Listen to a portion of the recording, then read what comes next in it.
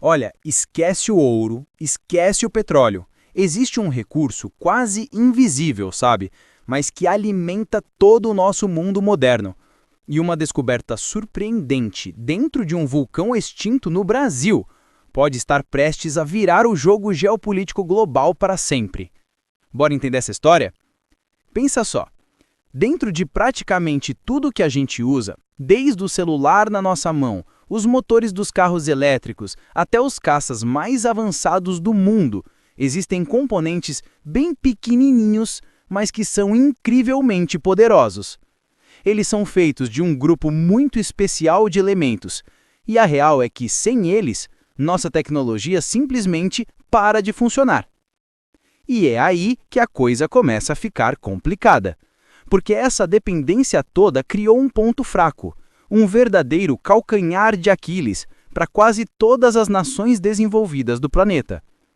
A gente está falando dos elementos de terras raras. Eles não são tão raros assim, na verdade, mas funcionam como as vitaminas da tecnologia.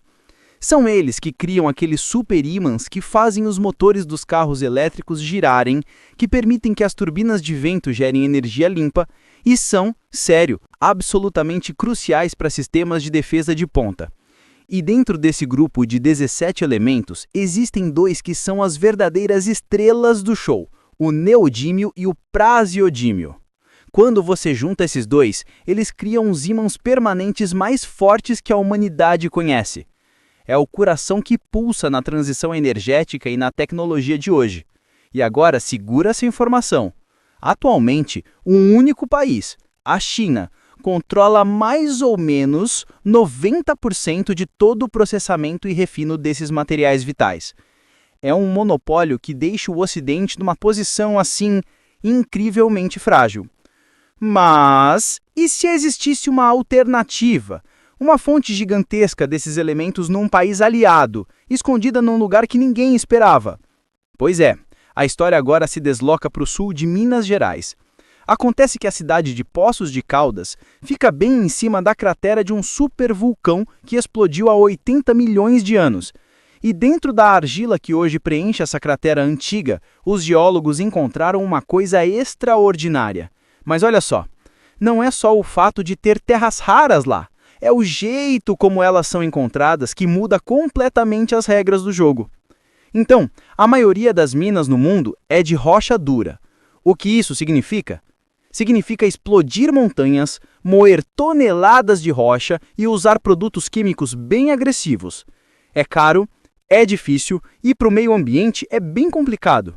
Mas em Poços de Caldas, o depósito é de argila iônica, um tipo bem raro fora da China e que é radicalmente mais simples de minerar. Essa frase explica tudo perfeitamente.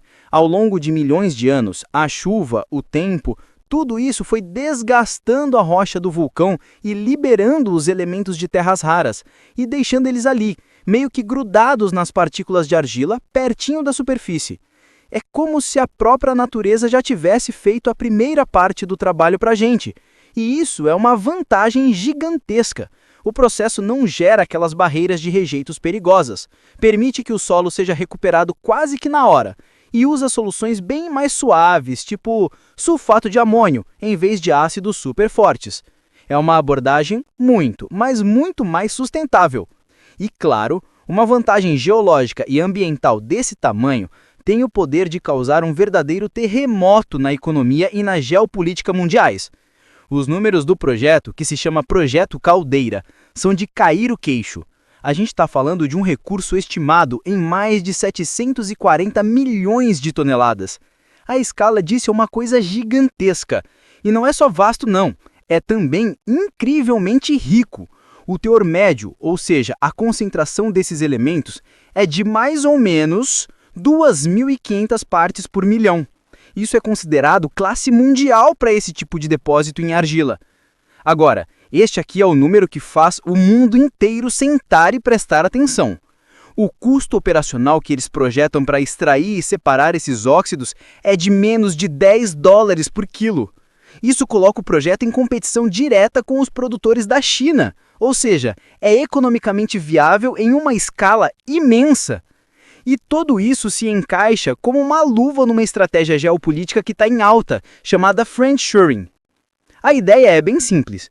As nações ocidentais querem ter certeza de que seus suprimentos mais importantes venham de países parceiros, estáveis, amigos, para diminuir a dependência de rivais geopolíticos. Esse mapa aqui mostra o potencial de um jeito muito claro. O Brasil pode se tornar essa nova âncora, uma âncora segura na cadeia de suprimentos global, mandando esses materiais essenciais direto para a América do Norte e para a Europa. Isso diversifica o mercado e, claro, quebra o monopólio que existe hoje. Mas calma lá! Achar o tesouro é só o primeiro passo. O verdadeiro desafio para o Brasil agora é decidir o que fazer com ele. A ambição por lá é enorme. O governo de Minas Gerais já está falando em criar um Vale das Terras Raras. Pensa num ecossistema industrial para não só extrair o minério, mas para desenvolver a tecnologia de processamento e, quem sabe, um dia fabricar os próprios superímãs aqui no país. E tudo isso nos leva à pergunta fundamental, a que vai definir o legado dessa descoberta. O Brasil vai se contentar em ser um exportador de matéria-prima, de um solo valioso, ou vai aproveitar essa oportunidade única para agregar valor, desenvolver tecnologia e se tornar um jogador central na fabricação dos componentes que vão moldar o futuro? A resposta para essa pergunta, bom, essa resposta vale bilhões.